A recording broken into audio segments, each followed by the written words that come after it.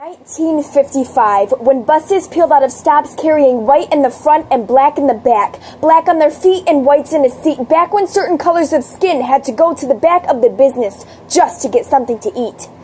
It was for such a long time a silent war between the oppressors and the oppressed, but when someone of anything other than a Caucasian pigmentation suggested that there be a different way of life, he was beat down, bruised, and taught the lesson of observational silence. Let me give you all a question and an answer all in one. What do we call the science of classifying living things? Racism.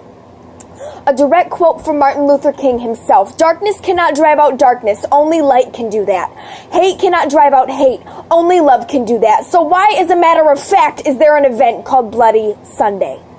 While people of black and white alike tried to push in some light with a 54-mile march on the highway in Selma, Alabama in 1965, there's no doubt the authorities that met them on the other side were believing a lie. But that didn't stop them from spilling the blood of the oppressed. In their minds, it was no contest to their moral being. Because they marched, Martin Luther King's words bled into a movement taken for the sake of justice and equality. Martin Luther King Jr., along with so many others, paved the pathway so we could fight for the right to be free, but those simple rights didn't come with ease.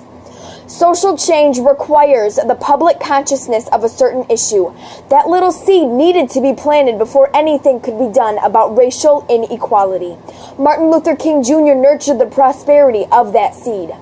Let no man pull you low enough to hate him. Martin said those words as he preached his nonviolence campaign that would soon begin to change how people thought. It soon began to pull people away from the distraught way of life so many individuals had been nursing from.